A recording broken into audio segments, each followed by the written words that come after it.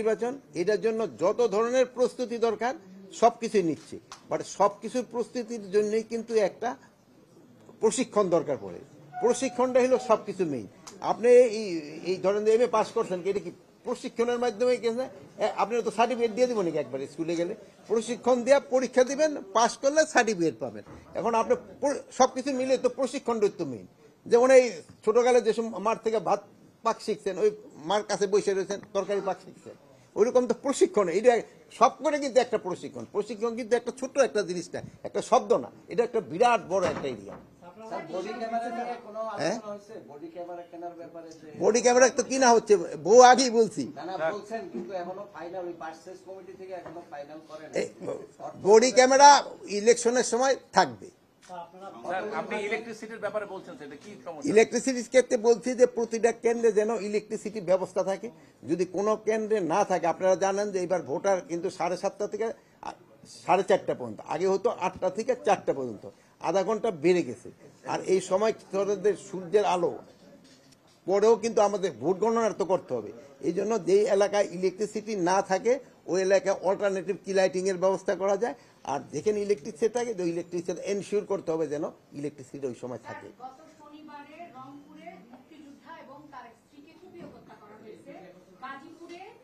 আমি এটার উত্তর দেই। রংপুরে যে আমাদের এই কলিগ একজন হলো আছে পুলিশে আর একজন আছে র্যাবে, তাদের এই মা এবং ফাদারকে হত্যা করা হয়েছে। এই জন্য আমরা অলরেডি ইনস্ট্রাকশন দিয়েছি, যেভাবে হোক তাদের যারা করছে তাদের আইনের আওতায় নিয়ে আসার জন্য।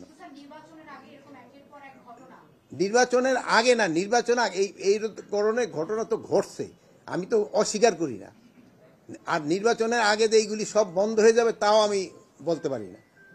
মানে যদি আমার কাছে কোনো ম্যাজিক থাকতো বা ওই সুইচ লাইট অন অফের মতো থাকতো তো আমি করে দিতাম যে লাইট অফ, এখন আর কোনো কিলিং ফিলিং কোনো কিছু হবে না। আমার কাছে এরকম কোনো ম্যাজিক নেই।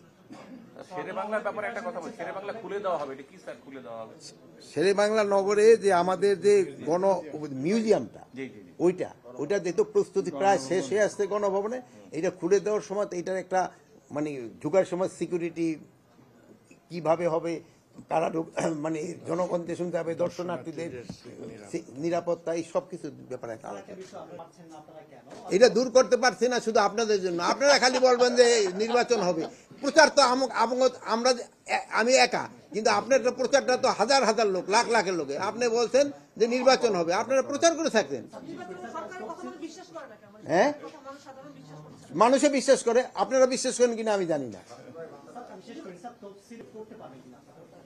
আইন শৃঙ্খলা বাহিনী কারে মাঠে নামতে দিচ্ছে না, সবাই মাঠেই তো দেখে, পুরা মাঠ তো তারাই গরম করে রাখছে, সব বাহিনী সবাই আছে। এখন কে কি বলে তা তো না, অনেকে আছে যে ঘরের থেকে বাইর হইতে চায় না, বলতে ভাই আমি বাইর হইতে পারতেছি না, কিন্তু তার হলো শরীরের অবস্থা এরকম, গেলে ঠান্ডা লাগবে, সে এই জন্য বাইর হইতে চায় না। এখন সে তো ঘরের ভিতরে আইয়া কমফোর্টেবল, বাইরে গেলেই তো আমার তো আবার ঠান্ডা লাগবো, সর্দি কাশি হইতে পারে, সেই জন্য বাইর হয় না। তো তাকে আমরা না করছি নাকি? হ্যাঁ, এখন তো তাকে কার্যালয় লই তো তাকে ঝামেলা, এটা তো আপনারা জানেন, আপনি তো আমার আরো বেশি জানেন ভাই। লুট করা অস্ত্র কিন্তু প্রতিদিনে উদ্ধার হচ্ছে এবং আপনারা রিপোর্টও করতেছেন। আচ্ছা, ভালো থাকেন, দোয়া করেন।